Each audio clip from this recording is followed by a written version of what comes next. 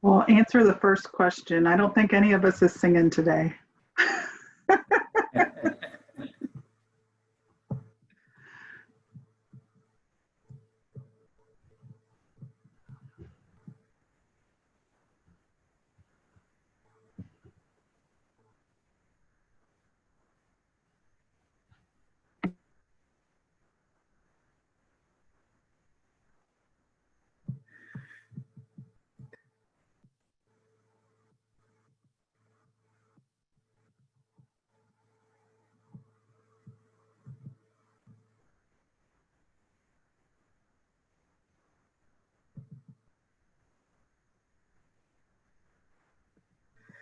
Faith, you're muted there. I can start all over. Yeah. Welcome to the NIFA webinar for partners today. My name is Faith Peppers. I'm Director of NIFA Communication. Over the next hour, we will share with you updates and the most recent policy on federal financial assistance during the pandemic. Dr. Parag Chiknas, Acting Director of NIFA, will bring you greetings, followed by a policy update from NIFA's Policy and Oversight Division Director, Katina Hansen. If you have any questions during the webinar, please add them to the Q&A section that you'll find at the bottom of your screen. Following the update, a NIFA panel will answer as many of your questions as time allows. If you continue to have questions after the webinar, you can check the FAQ that will be posted online, or please let us know and we'll find the answers that you need. Dr. Chitnis? Okay, thank you. Greetings. Thank you for attending today's webinar. We know it's Friday afternoon, and we really appreciate you coming to this webinar today. NIFA staff is working really hard every day to support you in these difficult times. Our focus is to get our grants process awarded and funded as quickly and efficiently as possible, so you have the resources you need when you return to your labs, classrooms, or extension offices. We hope this webinar will make efficient use of your time to get questions answered and offer clear, transparent information you can use to smooth your return to operations. Please do not hesitate to contact us if you need more information. We are here to serve you as you serve your institution, your state, the nation, and the body of science. Again, thank you for really coming on this Friday afternoon. If you are like NIFA staff that is working from 160 different places, we are all working from home. Pick a drink of your choice and enjoy the information that Katina will give you. Thanks, Parag. So we're going to go through this presentation on the policies related to COVID-19 and the flexibilities that we have been able to put together for you related to our grants at NIFA. I'm going to take a second and share my screen here. I'm going to go straight through the presentation, and then there will be questions and answer time at the end. So, but in the meantime, as Faith mentioned, if you want to put your questions into the Q&A box, we have a team of folks here that will try to triage those so that when we get to the question and answer session that we can go through those efficiently. And in case you forget, you'll have written it down, so we won't lose your thought. All right. So let me share here.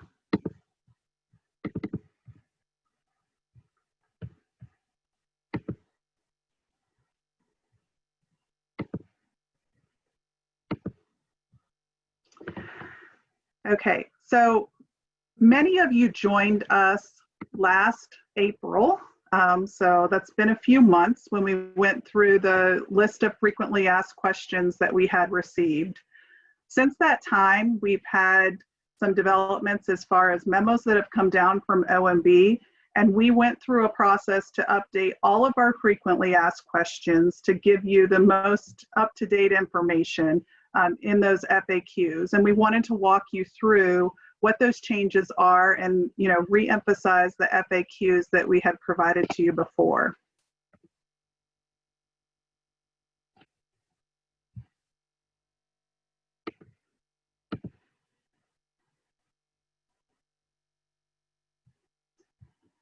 Sorry, I'm having a little trouble switching slides, so apologies for any delay here.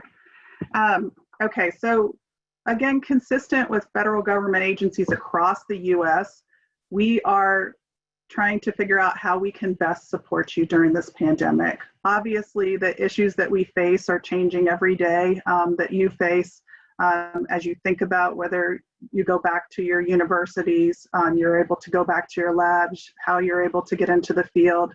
There's lots of different factors that are being considered, and I imagine that there'll be new questions and answers as we go through this process. So we do have a web page related to coronavirus. So that's nifa.usda.gov/coronavirus. And these FAQs, links to the presentation, a whole lot of resources for you are available on that website. So July, a new notice, NIFA 20-007, and that was to implement some new guidance that came down under M20-26 from OMB. And so this was for recipients affected by COVID-19. And what it does is it extends two of the short-term administrative relief items that were provided for administrative relief to 2 CFR Part 200, and it extended them and expanded them a bit. And so there's a number of other things that it did, and I'll kind of go through that with our FAQs. But those extensions of those two items go above and beyond what was previously in M20-17. So the memos M20-17 and M20-20, those expired on June 16th, 2020, and they were also rescinded in this M20-26 memo. So what that means for us at NIFA is that we had to figure out what kind of flexibilities that we could still offer you and how that would be reflected within our FAQs. So in the end, after some back and forth, we have figured out that we can basically offer a lot of the flexibilities, if not all, underneath those memos. We just need to use our case-by-case authority that we have within 2 CFR 200. So things that may have been automatic extensions before, those are now being considered on a case-by-case basis. So you'll see that as we go through. I'm going to start by going through the first two items that were extended by M20-26, and then we'll walk through the FAQs so that you can see where those changes occurred. Okay, so salaries and other project activities. Recipients are still authorized to continue to charge salaries, stipends, and benefits to currently active NIFA awards. This is consistent with your policies of paying salaries under unexpected or extraordinary circumstances from all funding sources, federal and non-federal. In general, recipients should utilize the salaries, stipends, and benefit rates and staffing levels that were in place March 1st, 2020. But we understand as time goes on, you may have had changes in those rates. And so that this is a suggestion that you go by those, what was in place March 1, 2020. If there are changes, we just suggest that you document those. So this flexibility on salaries and other project activities is time limited, and it will expire on September 30th, 2020. So we don't know what will happen between now and then related to this flexibility, but we know that it's in place until September 30th, 2020, unless there's additional policies that come out. So we continue to authorize recipients to charge other costs to USDA NIFA awards that are necessary to resume activities supported by the award. consistent with federal cost principles and the benefit to the project. Recipients must not assume that supplemental funding will be available. NIFA has not received any funding to date under the COVID bills that have gone through so far. If a recipient faces challenges to meet the program objectives of the award, they should contact the MPL in the final year of their award and evaluate how to proceed. They can also contact NIFA Awards Management Division at awards@usda.gov for competitive grants, or capacity grant questions at usda.gov for capacity grants. If you accidentally go to the wrong email, we will route your request to the right place. It just might take a little bit longer. So we've provided the 2 mailboxes for you. So you can consult with a grant specialist there about your salary, stipends, and benefits rates and staffing levels, any anticipated shortfalls, or other administrative options like no-cost extensions or changes in scope. NIFA may also evaluate the recipient's ability to resume the project activity in the future and the appropriateness of future funding, as we do in normal circumstances, based on those annual project reports and other communications with you. Under this flexibility, payroll costs paid under that Paycheck Protection Program, PPP loans, or any other CARES Act programs must not be also charged to the current NIFA awards, as it would result in us paying twice, the federal government paying twice for the same expenditures. Due to limited funding resources under each NIFA award to achieve that project, recipients must exhaust other available funding sources to sustain its workforce first, and implement necessary steps to save overall operational costs, such as rent renegotiations during the pandemic periods in order to preserve federal funds for the ramp-up effort. You're reminded that there is a responsibility to maintain appropriate records and cost documentation. And when keeping that documentation, you also need to retain documentation of your efforts to exhaust other funding sources and reduce overall operational costs.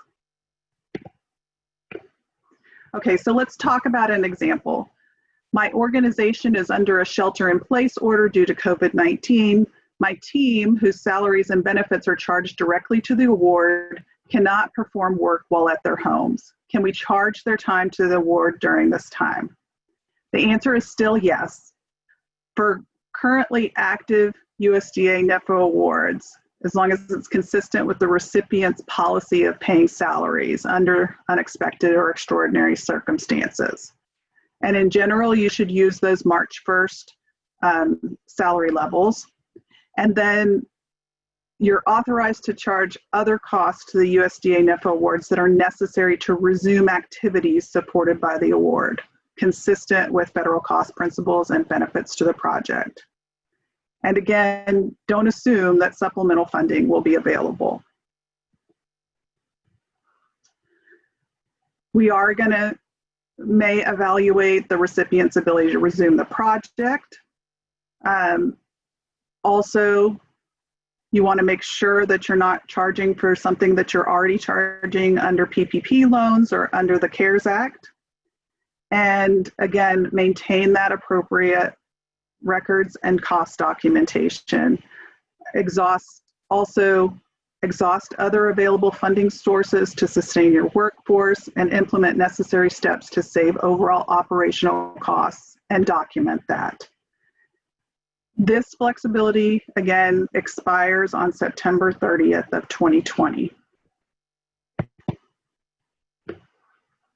If a recipient faces challenges to meet the program objectives of the award, contact your MPL in the final year of the award and evaluate how to proceed with the work.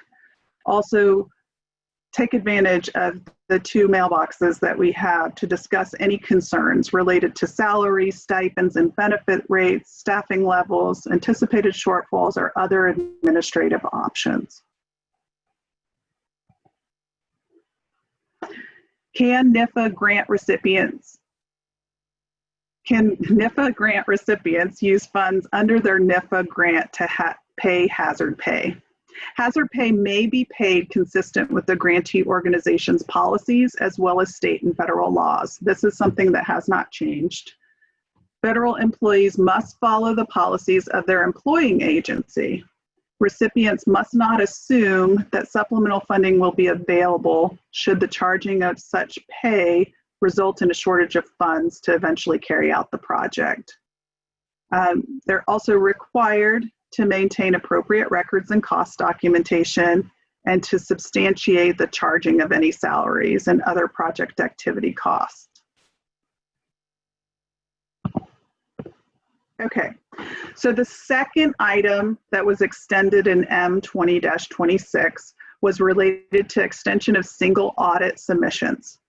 Recipients and subrecipients that had not yet filed their single audit with the Federal Audit Clearinghouse as of March 19th, 2020, that have normal due dates of reporting from March 30th, 2020 through June 30th, 2020, are authorized to delay the completion and submission of the single audit reporting package up to 6 months beyond their normal due date.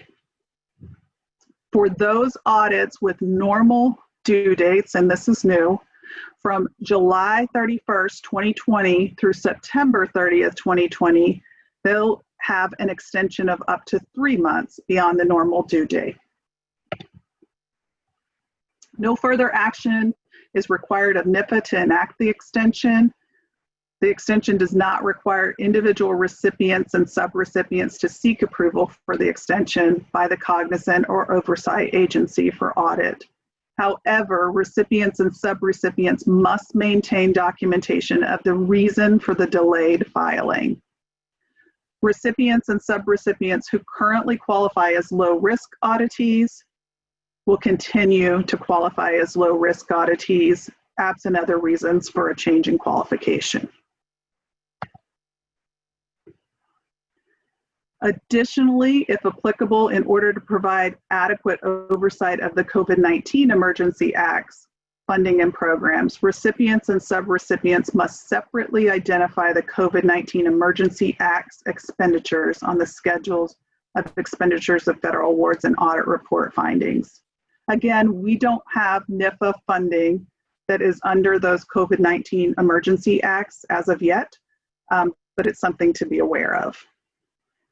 This flexibility is time limited and it'll expire on December 31st, 2020. So that takes care of the folks, and I'll just go back for just a second, that would have a September 30th normal due date can still have those 3 months. So that's why that one is extended to December 31st, 2020. Recipients should contact their cognizant agency for audit with any questions related to single audit.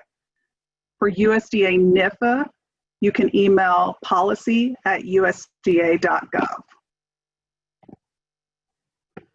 Okay, we're going to move into some of the frequently asked questions related to NIFA awards. So the first question is, what are my options if the COVID-19 emergency does not allow me to complete the project? The project directors may contact the NIFA National Program Leader assigned to the project during the last year of the project to discuss various options. This includes adjusting the project scope, giving a no-cost extension, and providing supplemental funding for completing the project. Since these options are needed towards the end of the project, additional information about this topic will be provided at a later date.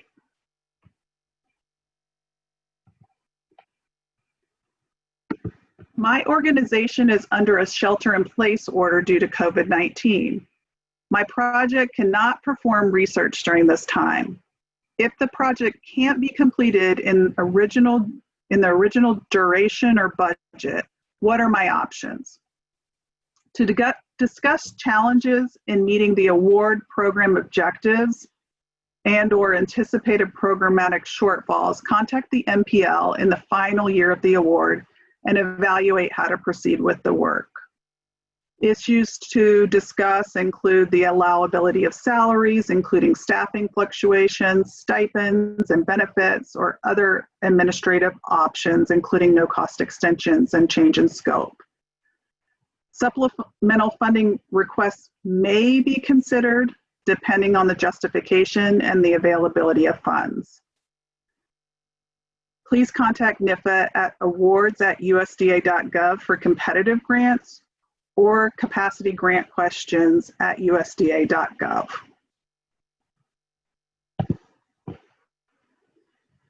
NIFA will again evaluate the grantee's ability to resume the project activity in the future and the appropriateness of future funding, as we do in normal circumstances, checking the project reports and other communications with the recipient to make that determination. Recipients are required to maintain appropriate records and cost documentation. What do we do with conference grants and conferences already scheduled? If your conference needs to be delayed, please check your award terms and conditions for information on how to request a no-cost extension. If my organization cancels an approved conference due to impacts of COVID-19, are the costs incurred allowable costs under our award? Yes, if the conference was planned to occur between March 1st, 2020 and June 16th, 2020, and your organization rescheduled the conference due to the impacts of COVID-19, and your organization later holds the conference, whether in person or virtually, during the award period of performance, and the costs were otherwise allowable costs prior to cancellation, and your organization took mitigation steps to reduce any financial loss of award funds, then NIFA will allow the associated costs. Please note that the balance of award funds may not be increased by the amount of funds expended on canceled conference costs. Your institution will need to provide a justification which addresses the elements mentioned above to NIFA's Awards Management Division. Unfortunately, losses by persons or activities not directly funded under the award are not covered, such as an attendee's airline change fees or increases in their later airline ticket purchases. Since most scenarios related to allowability are fact-specific, recipients are encouraged to contact the Awards Management Division at awards@usda.gov for competitive grants or capacity grant questions at usda.gov for capacity grants. There you can consult with one of our grant specialists. Classes are canceled. How do I complete the grant program requirements? My grant requires classroom instruction. If a recipient faces challenges in meeting the program objectives of the award due to class cancellations that directly impact the completion of your grant objectives, the recipient should contact the national program leader to discuss and evaluate how to proceed with the work. Again, other options might include no-cost extensions, changes in scopes, and/or, in rare cases, termination. How do I request a no-cost extension? For competitive grants, please check your award terms and conditions for information on how to request that NCE. Due to the potential impacts from social distancing, NIFA may also allow no-cost extensions for non-competitive capacity grants expiring September 30th, 2020 with a remaining balance. 5-year grants may be allowed a 6-month extension, and 2-year grants may be allowed a 1-year extension. The period of performance will be extended accordingly. Recipients with grants in this disposition will be notified in early August 2020. And on this, I did check with the Awards Management Division.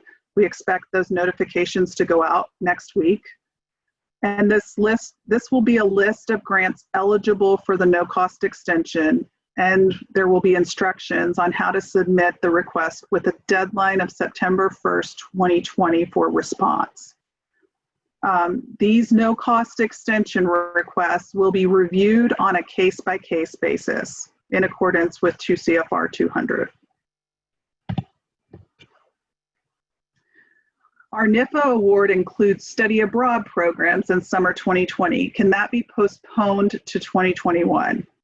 Yes, if the grant is active in summer 2021. Other options may include, but are not limited to, no-cost extensions, changes in scope, and/or terminations. Okay, are there any flexibilities to allow PPE or use of staff or equipment funded through NIFA grants to produce PPE? Recipients were authorized to donate PPE and other lab supplies in support of efforts related to COVID-19 or use of staff or equipment funded through NIFA grants to produce PPE from March 1st, 2020 to June 16th, 2020. Recipients that made donations during this limited authorization period may rebudget grant funds to repurchase supplies at a later date or use unobligated balances. Recipients must not assume that supplemental funding will be available. After June 16th, 2020, NIFA may still consider donations on a case-by-case basis. Recipients are required to maintain appropriate records and cost documentation for any donated supplies. And if a recipient faces challenges to meeting the program objectives of the award, they should contact the national program leader in the final year of the award and evaluate how to proceed. Is NIFA still conducting civil rights compliance reviews? And I have a picture here waving hi to remind me to give a little shout out to our new director, Drenda Williams, who is working with to build up our equal opportunity staff. NIFA equal opportunity staff is still committed to civil rights compliance during this time. We are extending deadlines for grantees to provide us with compliance documentation for open compliance reviews. For new reviews, NIFA will utilize technology and desk reviews to respect social distancing requirements.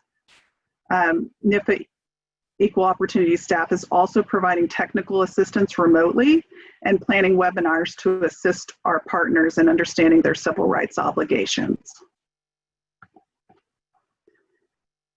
Have ASAP operations been adversely affected?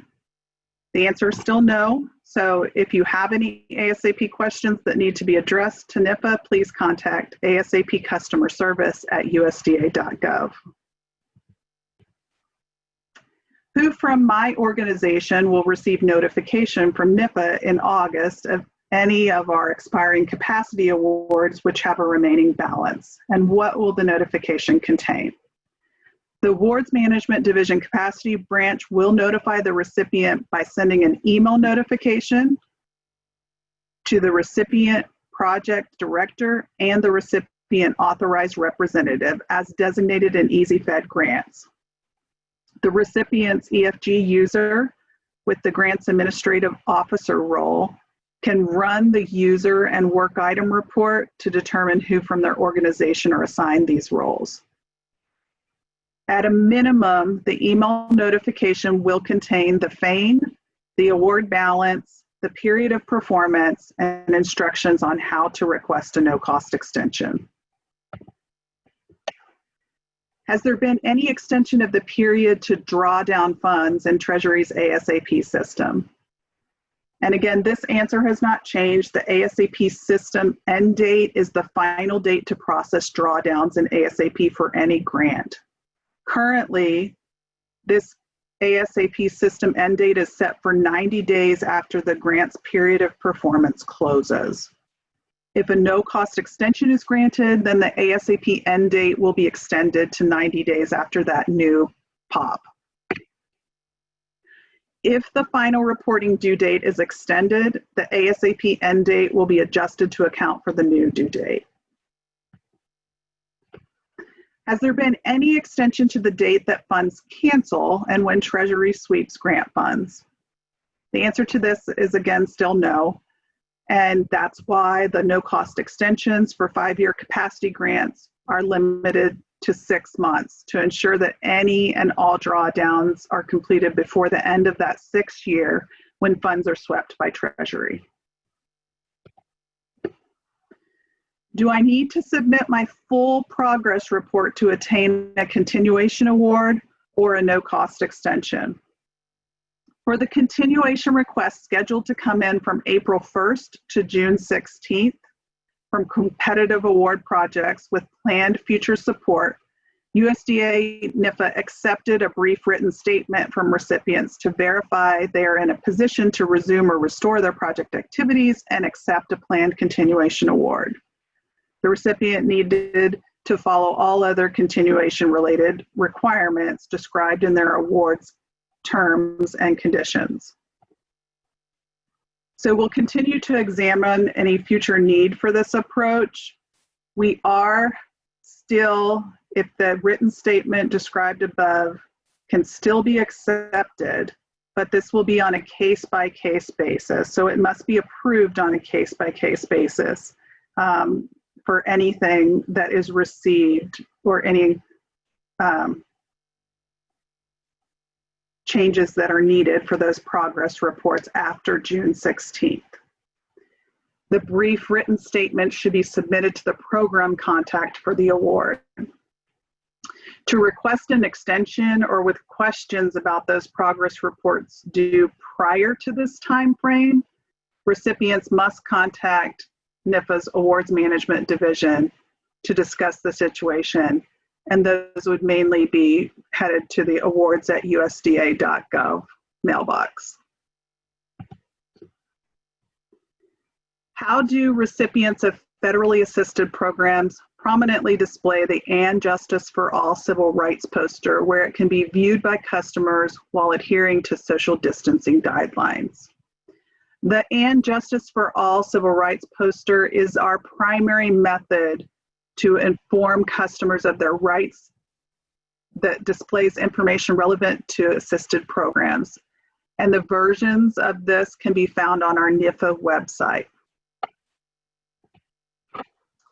Recipients of federally assisted programs are required to display this poster in their facilities where it can be viewed by customers.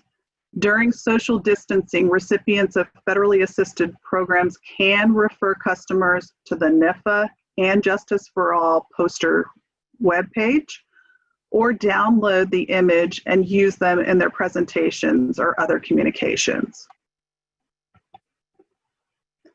So just a summary of what kinds of COVID-19 related extensions are available. Again, there's the extension of the reporting prior to closeout. And for those grants that had a due date for these reports through June 16th, 2020, they were granted an extension of up to 90 days beyond the normal due date. These can be considered on a case-by-case basis still. For no-cost extensions, for competitive grants, they need to check their awards terms and conditions for information on how to request a no-cost extension. 5-year grants expiring between March 1st, 2020 and September 30th, 2020 may be allowed up to a 6-month no-cost extension as well. For non-competitive capacity grants expiring September 30th that have a remaining balance, we will be sending a notification and by likely next week, and we will be providing instructions on how to submit the request for that deadline, how to submit the request for that extension with a deadline of September 1st, 2020. Extension of closeout reporting. NIFA has automatically extended the due date for final project reports, financial reports, and project outcome reports due through June 16th, 2020 by 90 days. Additional requests for extension of closeout reporting of up to 6 months may be reviewed and approved on a case-by-case basis. I just want to remind you here that NIFA cannot make any new awards or supplement any existing award if the PI or any co-PIs has an overdue final report. Therefore, it's vital that the final reports be submitted by the revised due date and that you get an extension as needed on that case-by-case basis. To request a no-cost extension of time or reporting, please contact awards@usda.gov or capacity grant questions at usda.gov for capacity grants. This question is still the same from last time. The capacity funds provided under McIntyre-Stennis were previously limited by policy to 50% carryover.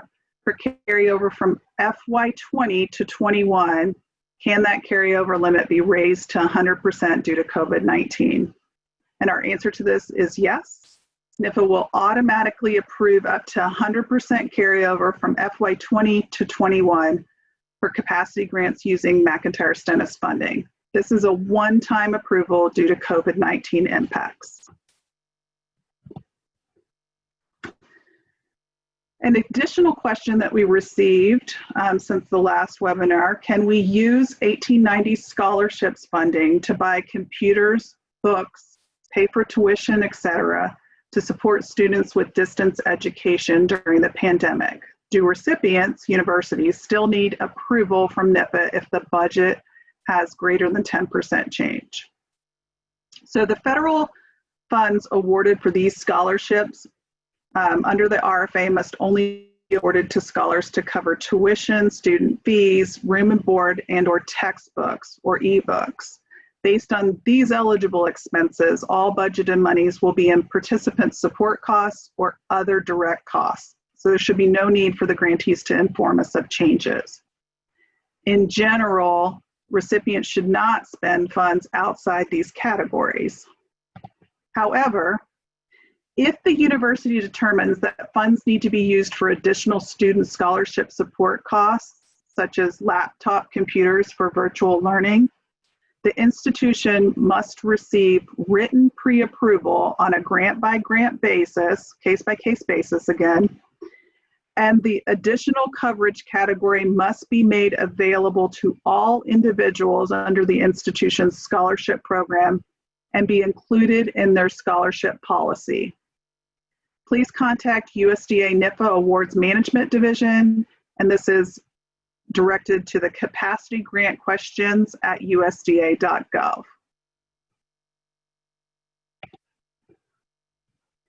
Can recipients purchase PPE for faculty, staff, and students supported by capacity grants? Is this an allowable cost? We've come to the determination that these would be allowable costs. If purchasing these supplies would impact the ability to deliver the projects under these grants, then the recipient should consult with a grant specialist. Has there been any extension of currently approved indirect cost rates? M20-17 authorized recipients to request an extension on the use of the current rates for 1 additional year without submission of an indirect cost proposal. Recipients also were authorized to submit a request to its cognizant agency for an extension of the indirect cost rate proposal submission to finalize the current rates and establish future rates. These flexibilities continue to apply for recipients that requested the extensions for the use of current rates or an extension of indirect cost rate proposals on or before June 16, 2020. And I'll just mention again here, if you have any questions about indirect costs, that email address is policy@usda.gov. Okay, we're going to move on to a few questions related to NIFA applications. Are proposal submission deadlines being extended? And I'll direct you on this question to visit our NIFA coronavirus website. There is a link there for the USDA NIFA deadline extensions, and we will post those there.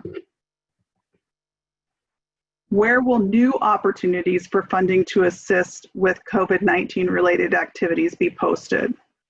All NIFA opportunities will be posted on grants.gov, and COVID-19 related activities will be posted on our COVID-19 webpage.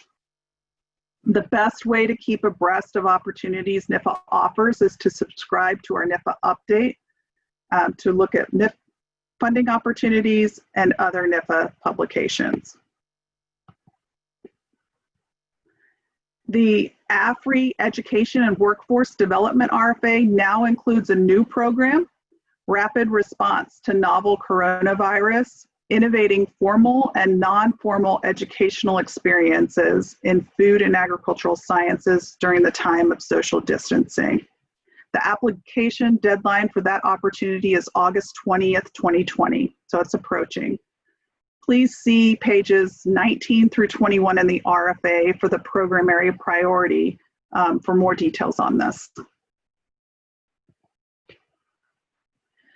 Do applicants for NIFA grants need a current SAM registration when they apply? The answer is generally yes.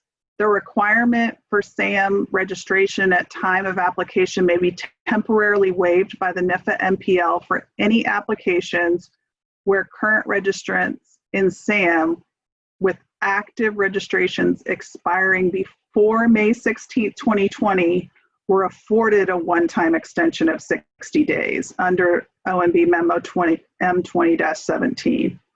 So that extension is no longer available, but if they got the extension before May 16, 2020, then our MPLs can provide a temporary waiver. However, a valid SAM registration must be in place at time of award, consistent with the requirements at 2 CFR 200.205. Can FY 2020 proposals include study abroad programs, which include sending students abroad in 2021? And the answer is yes. Okay, a few other frequently asked questions. We're almost to the end here. Can qualifying purchases made with pandemic EBT or PEBT or disaster SNAP, DSNAP benefits count for the purposes of earning a GUSNIP incentive? And the answer is yes. Households can earn GUSNIP incentives when they make qualifying purchases using PEBT or DSNAP benefits. Can a GUSNIP grantee reallocate fruit and vegetable incentives from one site to another site to better assist particularly food insecure populations who are being affected by COVID-19? Yes, this would be considered a program change and should be reported to USDA NIFA as required in the GUSNIP RFA. Recipients should follow CDC guidelines to reduce potential of COVID-19 transmission to any vulnerable populations. What if I have a question not covered by this FAQ? If you have a program-specific question, please contact the MPL listed as contact for your program. For questions about awards, please contact NIFA at awards@usda.gov for competitive grants or capacity grant questions at usda.gov for capacity grants. And I think I've answered this question, but has NIFA received any additional COVID-19 specific funding under any recent appropriations bills? And the answer is no, not at this time. Do you anticipate the current situation with COVID-19 will affect funding rates next year? NIFA does not have any updates related to FY21 funding at this time. We do have, again, multiple resources for you on the NIFA coronavirus website. That's nifa.usda.gov/coronavirus. You'll find frequently asked questions there, the link for the deadline extensions, and many other resources. So I encourage you to visit there. All right, we've come to the point where we can entertain some questions here. I will remind you that any questions that you come up with after this call, and you want to submit those for competitive grants, that email address is awards@usda.gov. And for capacity grants, the email address is capacitygrantquestions@usda.gov. All right, I think we're ready to shift over to the questions. Thank you so much, Katina. That was an excellent presentation. One of the questions that we've already answered is, can you provide the presentation slides during the session? And really, Katina's presentation slides is almost identical to the frequently asked questions document that's posted on the website that Katina just cited, and that's nifa.usda.gov/coronavirus. And so if you go there, you'll get the content, but without the pictures that reminded Tina to talk about Drenda and our new equal opportunity director. Some of the ones that haven't been answered, Katina, we'll start out with Michael Cusack's question, because I think he might or might not need a follow-up. In order to access these flexibilities, do you believe that institutions must have some type of job guarantee in place for its employees? Okay, so I don't know that we would weigh in on any job guarantees. Under these flexibilities, we do allow you to continue to provide salaries to those that you have on board. And we've encouraged you to use those levels from March 1st, but we understand that there's changes that are happening. So I would encourage you to follow your own policies and procedures as far as hiring and firing. And I think that we'll be able to leverage the salaries consistent with those policies. Thank you, Katina. From Carolyn Grenko, for capacity grants requiring matching funds, again, state funds, will there be any flexibility on matching required for universities instituting furloughs against state funds? Okay. For capacity grants requiring matching funds against state funds, will there be any flexibility on matching funds required for universities instituting furloughs against state funds? Okay, so this is probably going to come down to a case-by-case situation. I will say that our different capacity grants have different requirements related to matching and different abilities for waivers depending on where you are in the country. If you're an insular area, there's some specific provisions. On some of the capacity grants, we have different flexibilities that we can leverage. So I would encourage you on that one, if you've got that specific situation, to contact our AMD staff, and we will work to see what we can do in your particular situation. Okay, thank you, Katina. Lila Hoagland from Way Out West is asking, have all of the institutions who have gone through civil rights reviews received their review reports from NIFA? Are you, and kind of as a follow-up, are you caught up on past reports yet? Okay, so I think that's one that we can follow up with Drenda on and get you an answer. We will get you an answer, Lila. Thank you for the question. Rosalind Dale, does the same apply to RREA funds, question mark? And in parentheses, she puts Max Dennis. And I think those are two different programs, if I'm not mistaken. Yeah, so the answer on Max Dennis is only for Max Dennis. There are particular flexibilities under RREA.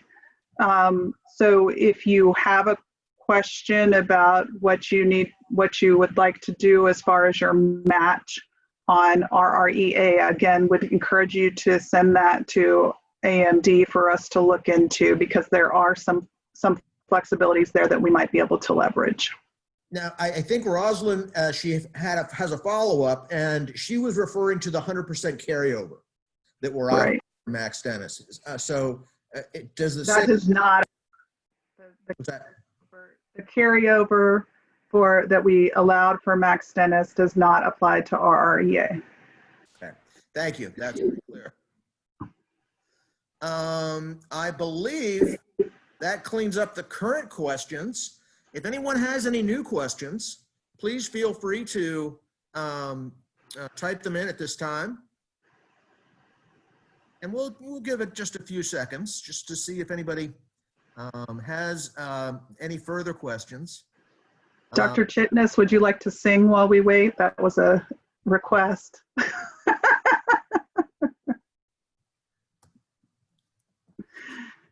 The fact that he's on mute means— Yeah, I can mute myself and then sing. It is definitely Friday afternoon here at NIFA. And I'm sure that many of you are getting ready for a good weekend. And this is what Friday afternoon at NIFA looks like for any of you who are curious. And no, we're not going to dance on the chair. Thank you. If our director starts to dance on the chair, I, as webinar host, will cut his video immediately. And so, will you allow carryover on RREA funds? That's from Dawn down at Southern. Okay, so this seems like a question that's coming from multiple directions. I think we can follow up on this one and get back with you on it. I will say that the decision on Max Dennis does not affect REA, but I think we would have to look at that from the agency side and see what flexibilities we might have there. Does anyone on the team have another answer here? Okay. Not a good one. Do we know if the capacity RFAs are COVID delays, and if there is any ETA for their release? Okay, I think we are pretty close to on schedule here for those capacity grant RFAs. They are in the process of clearing, so I anticipate that they will come out on time. Okay. And, you know, the other questions that we had were several people thanking us for the sessions.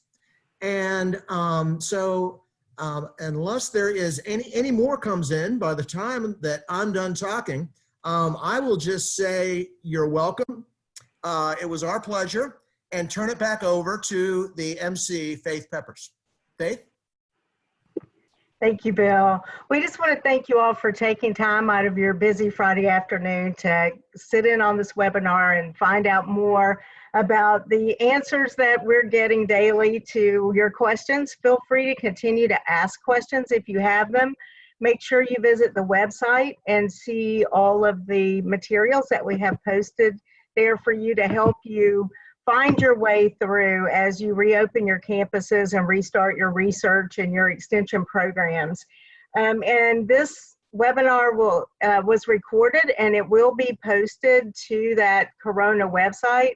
So if you need to go back and refresh on what some of the answers were, or if you know others in your organization who weren't able to attend today but could benefit from the recording, make sure they know it's there for them. Otherwise, thank you. Have a great weekend and be safe. Thanks.